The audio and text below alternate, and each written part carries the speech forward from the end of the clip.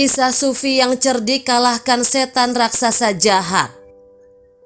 Kisah Sufi versi ini berasal dari suatu majmu'ah, kumpulan kisah Darwis yang aslinya ditulis oleh Hikayati pada abad ke-11. Menurut kolofon, tetapi dalam bentuknya yang kita baca ini dia berasal dari abad ke-16. Berikut kisahnya. Seorang ahli sufi yang sedang mengadakan perjalanan lewat sebuah perbukitan yang terpencil tiba-tiba berhadapan dengan raksasa, setan tinggi besar yang akan menghancurkannya. Sufi itu berkata, "Baik, silakan mencobanya, tetapi aku bisa mengalahkanmu, sebab aku sangat perkasa dalam berbagai hal, lebih dari yang kau bayangkan." "Omong kosong," kata raksasa. "Kau ahli sufi yang terpikat pada masalah rohani.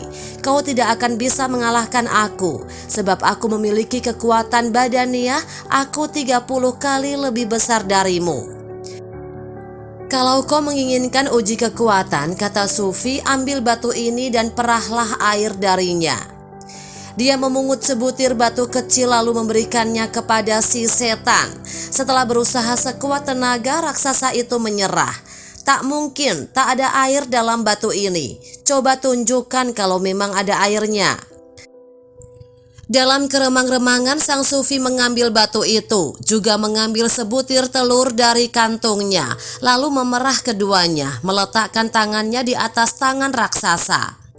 Sang raksasa sangat terkesan, sebab orang memang suka terkesan oleh hal-hal yang tidak dipahami dan menghargainya tinggi-tinggi, lebih tinggi dari yang seharusnya mereka berikan. "Aku harus memikirkan hal ini," katanya. "Mari ku ajak kau ke guaku dan akan kujamu kau malam ini," ajaknya kemudian. Sang sufi mengikutinya masuk ke sebuah gua yang sangat besar, penuh dengan barang-barang milik para penggembara tersesat yang sudah dibunuh. Benar-benar merupakan gua Aladin. "Berbaringlah di sebelahku dan tidurlah," kata si setan. "Besok aku akan memberikan keputusan." Dia pun membaringkan dirinya dan segera tertidur. Sang sufi yang secara naluri mengetahui adanya bahaya pengkhianatan segera merasa harus bangkit dan menyembunyikan diri di tempat yang agak jauh dari raksasa. Itu dilakukannya sesudah mengatur tempat pembaringannya tadi, agar seolah-olah nampak dia masih tidur di samping si raksasa. Tidak lama setelah dia pindah tempat itu, si raksasa pun bangun. Dia mengambil sebuah batang pohon, menghajar ahli sufi yang dikiranya masih tidur di sebelahnya itu dengan 7 pukulan yang sangat kuat. Lalu dia berbaring lagi langsung tidur. Sang sufi kembali ke tempat tidurnya semula, berbaring lalu memanggil raksasa. "Oh raksasa, guamu ini sangat menyenangkan, tetapi aku baru saja digigit nyamuk 7 kali. Kau harus menyingkirkan nyamuk itu." Hal ini tentu saja sangat mengejutkan raksasa sehingga dia tidak berani lagi menyerang sang sufi.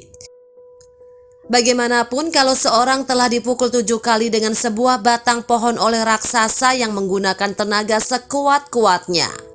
Paginya si raksasa memberikan kantong kulit lembu kepada sang sufi dan katanya, "Ambil air untuk makan pagi agar kita bisa membuat teh." Sang sufi tidak mengambil kantong itu yang begitu besar sehingga diangkat pun sulit, tetapi pergi menuju ke sebuah sungai kecil untuk menggali saluran air kecil ke arah gua. Si raksasa menjadi haus. "Kenapa tak kau bawa air?" "Sabar sobat, saya sedang membuat saluran tetap menuju mulut gua, agar nantinya kau tak usah membawa-bawa kantong berat itu untuk mengambil air." Tetapi raksasa itu terlalu haus dan tak sabar menanti. Diambilnya kantong kulit itu lalu dia menuju ke sungai mengisinya dengan air. Ketika teh sudah tersedia, dia meminum beberapa galon dan pikirannya mulai menjadi agak jernih. "Kalau kau memang kuat dan kau memang telah membuktikannya, kenapa tak bisa kau gali saluran itu secara cepat, tetapi sejengkal demi sejengkal? Sebab," kata sang sufi, "tak ada hal yang sungguh-sungguh berharga bisa dikerjakan tanpa penggunaan tenaga sesedikit mungkin.